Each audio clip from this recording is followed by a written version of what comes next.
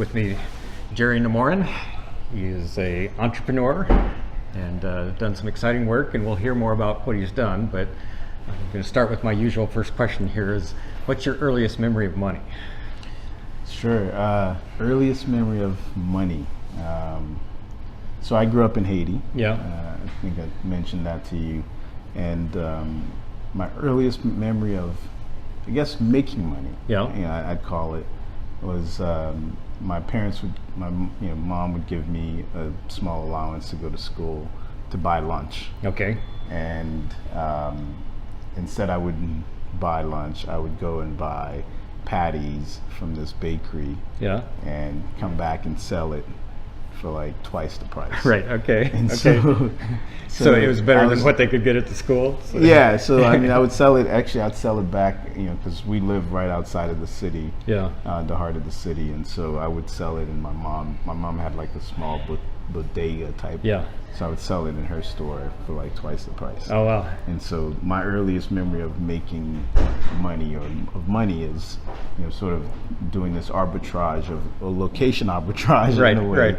Right, where I was going to school in the city, but coming out in the suburbs or the outside of the city, and being able to leverage this allowance for lunch to create more money out of it. Yeah, that's great.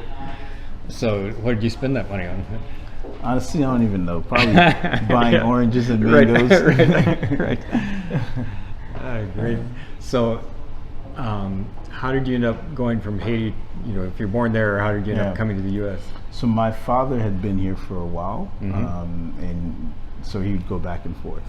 And so one of the things, he didn't want me to grow up here primarily because he didn't think from a culture perspective. Right. I mean, the Haitian culture is very much, obey your elders. Right. And you don't talk back. Right. You'd be a wild one if you came here. Right. Whereas here it's much more different, where you're teaching independence. You're teaching, independence of thought and challenging, authority is accepted and encouraged.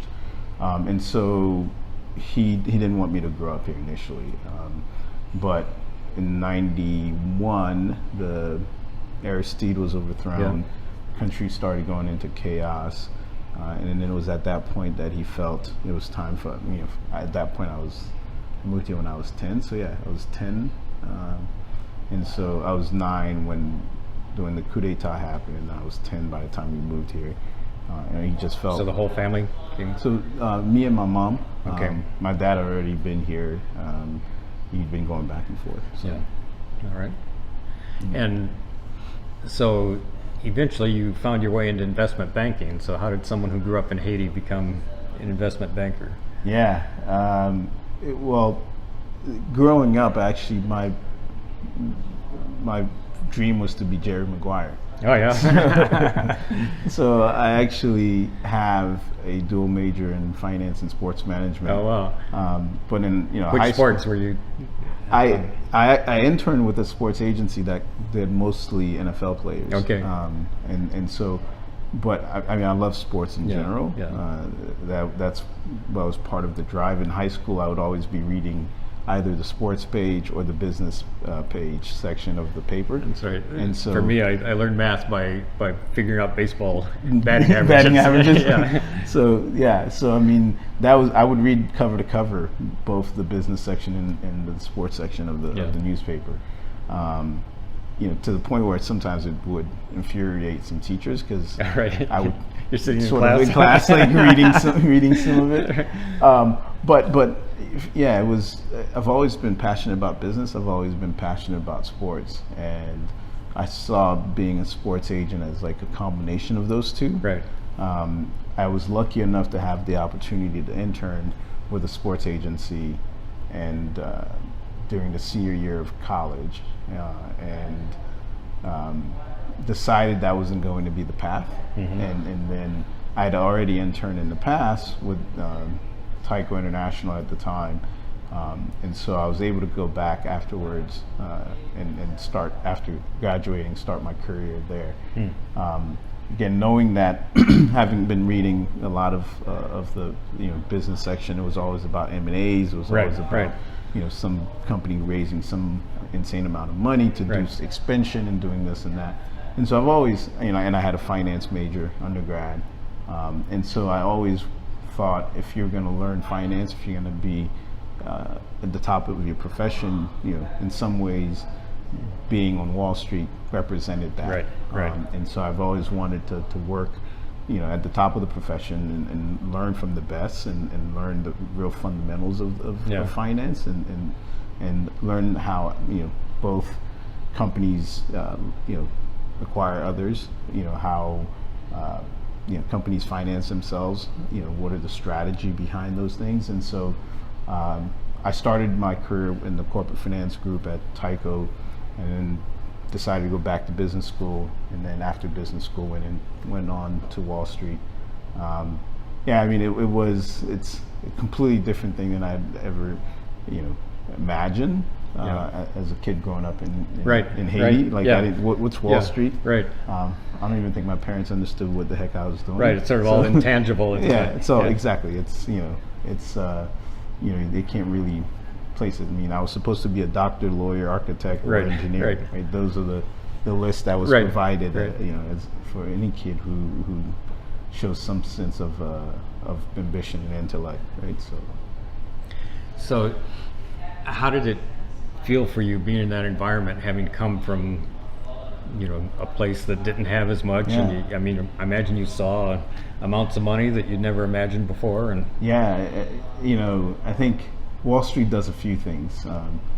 It puts things in perspective. You realize there's a whole nother world out there that you weren't privy to and haven't been privy to, and you realize the amount of wealth that gets created every day. You also realize the amount of capital that is flowing through our system, the importance of that capital to the economic viability of our system and security of our system. As a kid growing up in Haiti, the numbers that we would be dealing with was unfathomable, and in some ways it almost made you numb to numbers. Right? Sort of like play money. Yeah, like $1 million. What is $1 million? Growing up in Haiti, that was like your target. Like if you could become, if you could generate, if you can earn $1 million in your lifetime, you're like golden, right? And so, whereas $1 million is immaterial. It's not even a decimal point, right?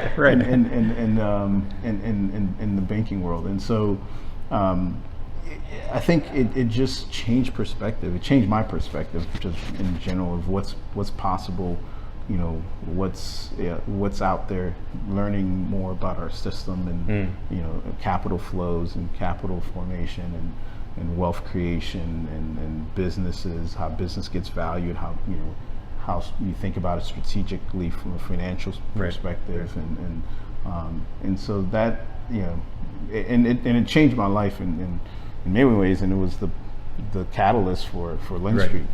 I happened to be on Wall Street in 2008 during the chaos. I started on Wall Street, in 2008 in the chaos, so. You saw it all fall apart. But it was the best learning opportunity, right? To be on the street when things are falling apart.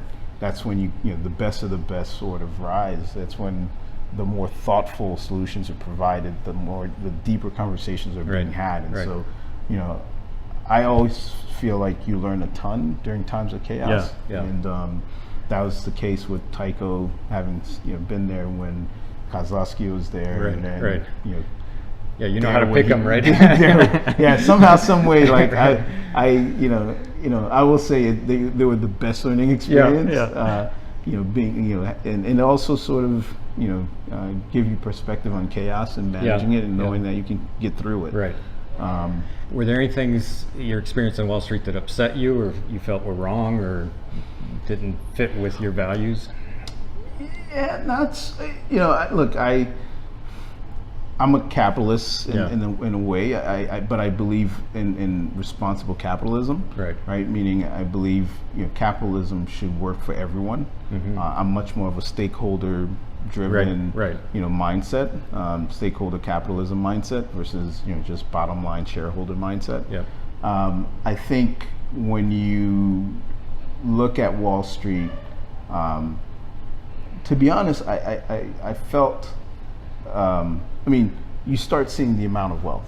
Right. I mean, that alone changes perspective and changes the way you think about things. Does it make you feel like any problem should be solvable if there's that much money around? Yeah, it makes you sort of realize, and even on Wall Street, right, there's an immense amount of greed, sure, right? But there's also an immense, even on Wall Street, there's even an immense amount of empathy. And I think, most bankers will tell you they feel what they're doing is fueling the economy. It is about job creation, right? But at the same time, they feel they should get paid. Right.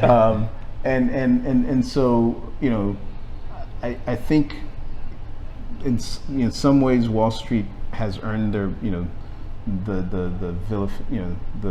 villain title. In some ways, they haven't done enough to really tell their story as well to counter that aspect, because I do think there's so much good that comes out of a system like Wall Street. Not just for our, the U.S., but I think globally. Now, I think there are many things that can be done differently, whether it's policy perspective, whether it's as a stakeholder driven, having stakeholder driven mentality, be embedded into our financial system. Understand all the people that are affected by what you knowing do. that, when you make really risky decisions, the impact isn't simply going to be on you. It's going to be on a system that's going to that has tertiary effects, right? And that it's a downhill effect. And so I think, so to your question, I certainly it opened my eyes to the impact potential of Wall Street, and also how nefarious acts and greed can corrupt our system and can ultimately impact people who are the most vulnerable. Right. They're the ones that end up getting hurt the worst. Sure.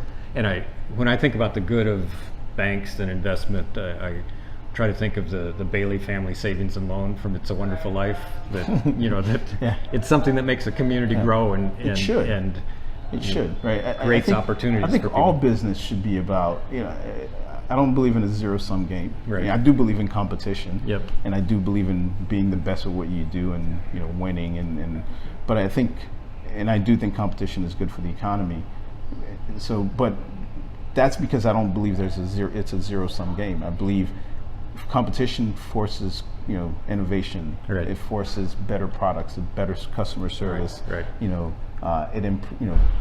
It means competition for workers, which means higher wages, right? It means it improves the overall economy of overall, pie, enlarge the pie, right? And that is, I think the biggest thing is we have to get back to that mentality that business can be and should be a force for good, and it should be about solving problems or making it valuable for all stakeholders, and that's around that.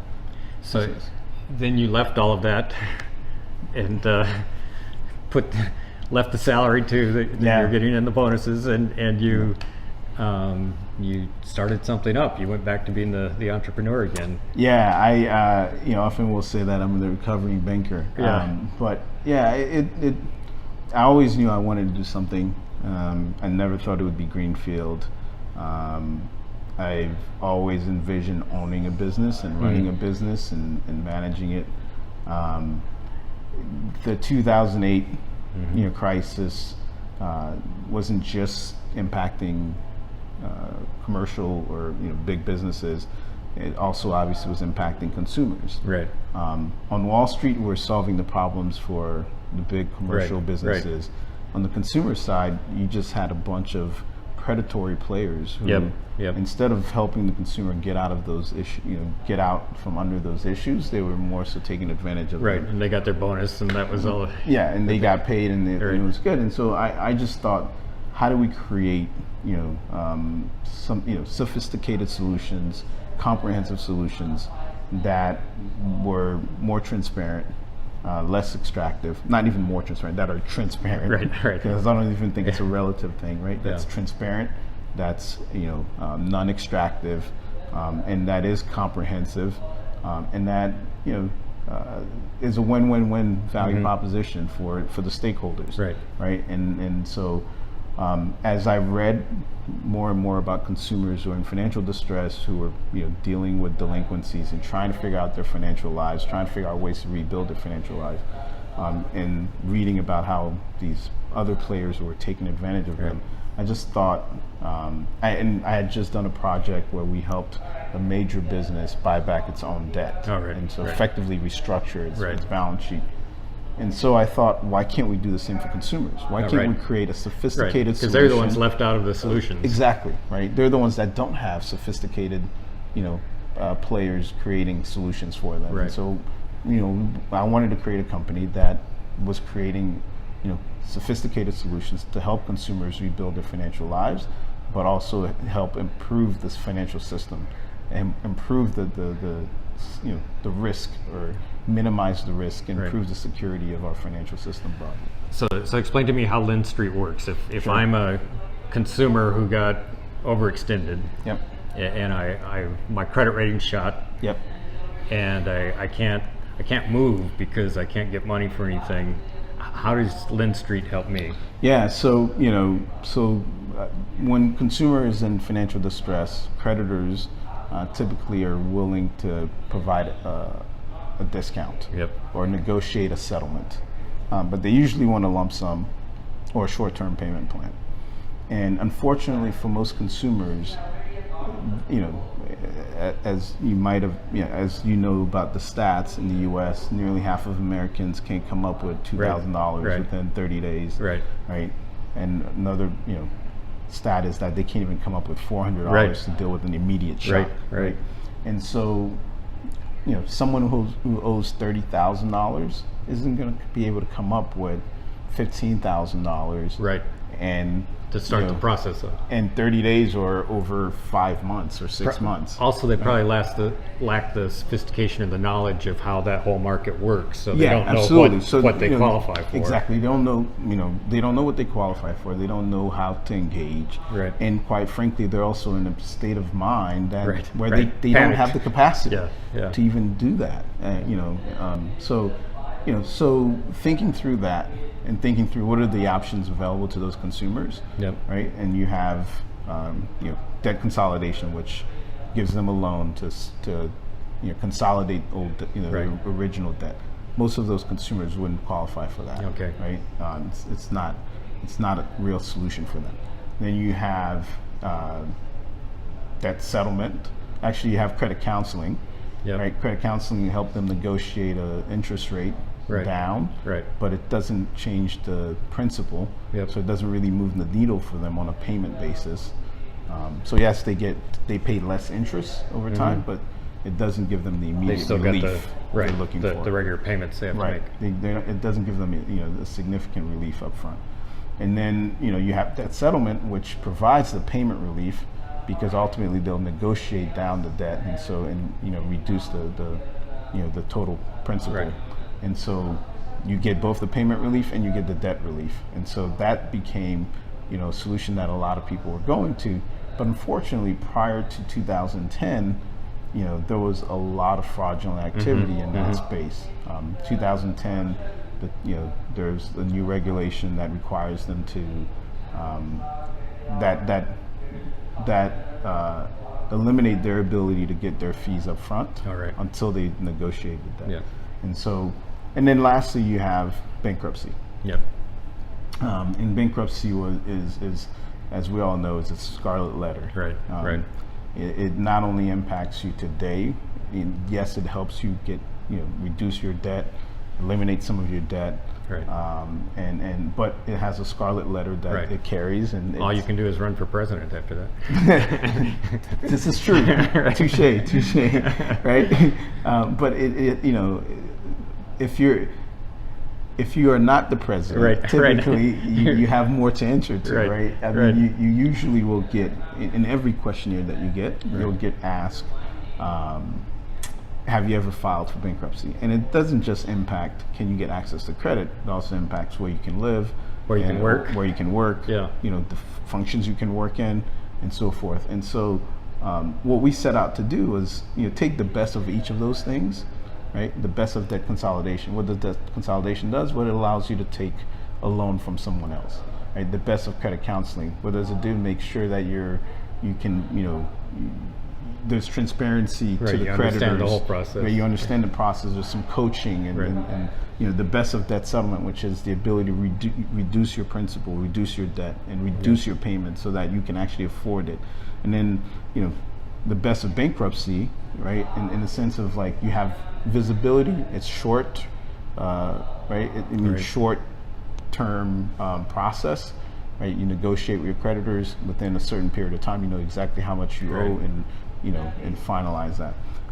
And more importantly, we felt if we can take the best of those, we can create a solution that gives transparency to the creditors, improve their recovery, right?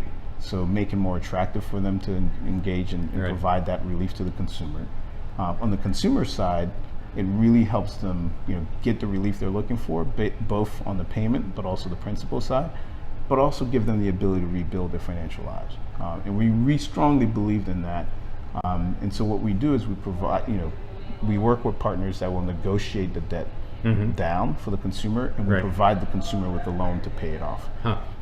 And so they have the certainty of how much they owe.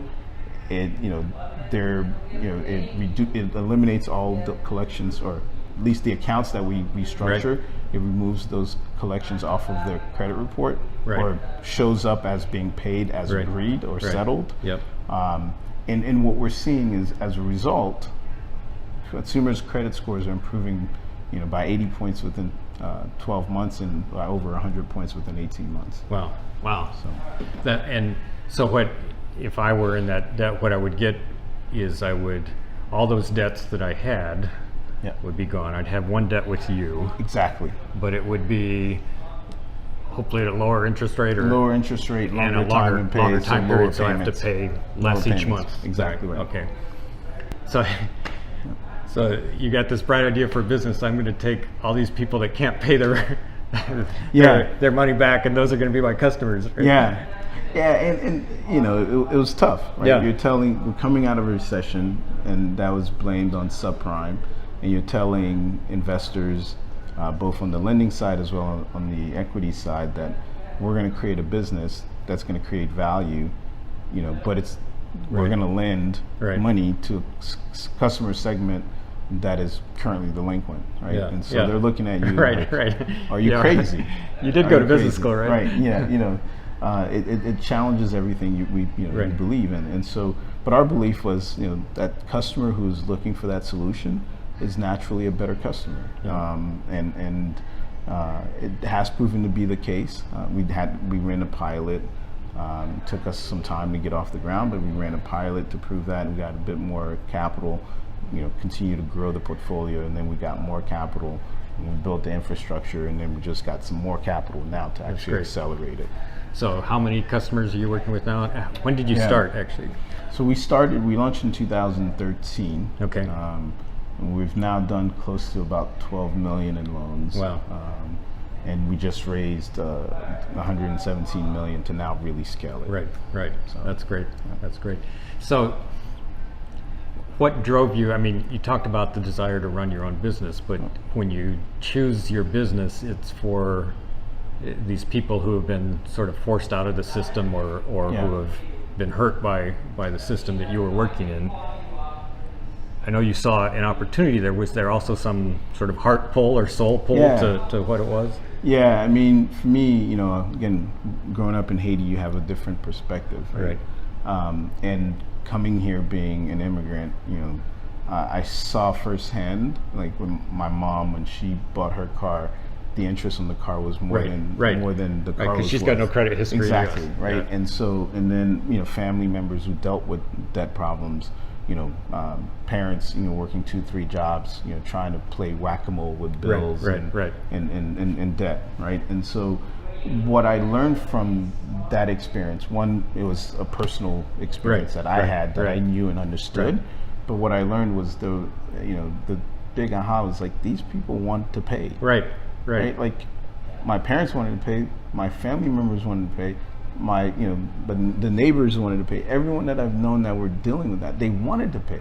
It's just they didn't have the capacity. Right. And I just felt if you can right size the obligation to their capacity, then you'd have a powerful model, for good. Right. Not just for money, because yes, you're creating a value and you're going to get paid for it, but you actually can create a real social good. Right.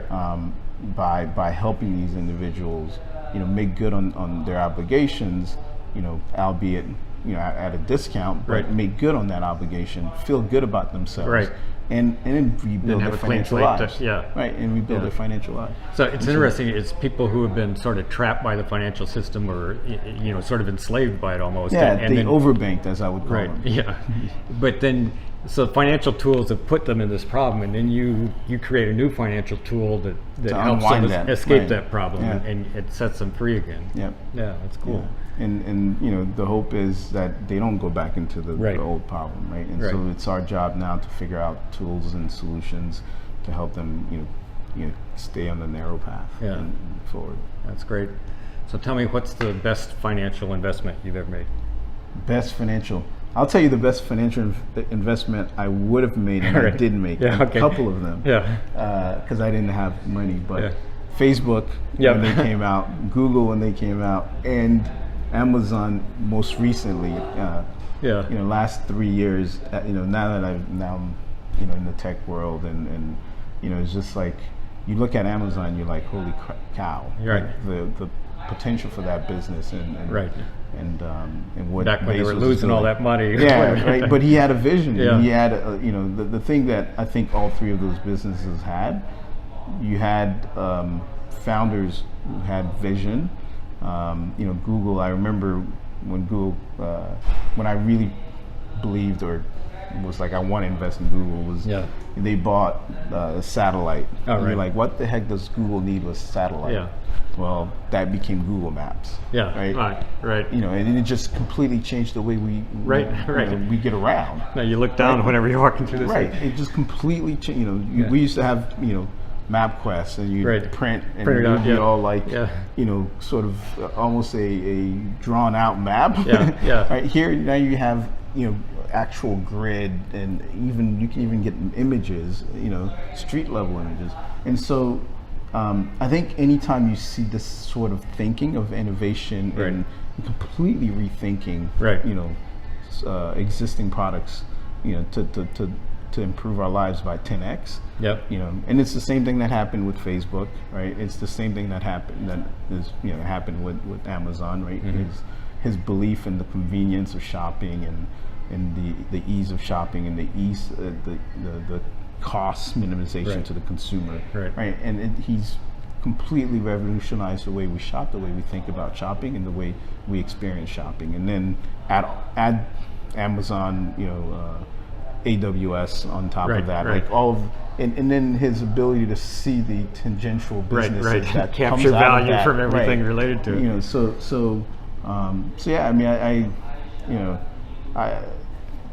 those are sort of people and leaders that I think about from a business perspective, in the innovation they think about and the way they expanded their portfolio or platform. But best investment, for me, the best investment is always a ticket to Haiti. It takes you back to your roots. Takes you back to your roots. You get grounded again, and it just gives you perspective. That's so great. Whenever I have to make a big decision, that's the investment I typically make. That's great. So, and are there any? I mean, it seems like you're a person with strong values. Are there any areas where you find you struggle to align your values with your financial decisions? Yeah, I mean, I think it's always tough, right? I mean, Amazon is a perfect example of those, right? Like, here's I truly believe in what they're doing, and if I had capital, probably would invest. But at the same time, you hear the stories about the working conditions and the wages. And, I don't know how truthful, but they're in some ways in conflict with my beliefs, right? Like I do believe you should pay your people very well. Yep. They should be able to have a decent life. You know, I Yep. believe in stakeholder-driven approach, Right. And so not just pure shareholder value. So, so you know, there's sort of these. You're always going to have these tensions, Right. You know, but I think that's life. Yeah. And you have to make tough decisions but be true to yourself at all times. And if you want to reflect on them, you can always go back to Right. Haiti and Exactly. think about it. Right. But life is about making tough decisions, and Right. but more importantly, you should have a North Star, Right. Right. That guides those. And what's your North Star? Just be good to people. Be to others what you would want them to be to you, Right. or So you can see yourself in the other yeah, position. I think always empathize with, Right. I think it's so much easier to write off people. It's Right. so much easier to you reach a certain level in life or position in socioeconomic status to like not look back. Right. It's so much easier to not have to deal with some of the headaches that Right. those Right. things come Yeah. with. And so, but if that's not who you are, you shouldn't take the easy path. Right. And to me, it's cool that you're dealing with people that Wall Street called deadbeats, Yeah. but you saw them as your mother and your father and your relatives, and you said no. They're not. These are people who have Right. values, people who want to Right. make it, and there's Exactly. And they deserve a second chance. There are reliable people there. Right. That, And they that I deserve can a help. second chance. Yeah. Right. I mean, we give businesses second chance. We Right. give Banks. banks second chance. We give companies second chance. Yeah. We give municipalities second Right. chance. Right. Right. We don't think of them as deadbeats. Right. Right. And and some of them go through this process multiple times. Right. Right. And so, why can't we extend the same courtesy to individuals and consumers? Yeah. That's great. Well, thanks for what you're doing.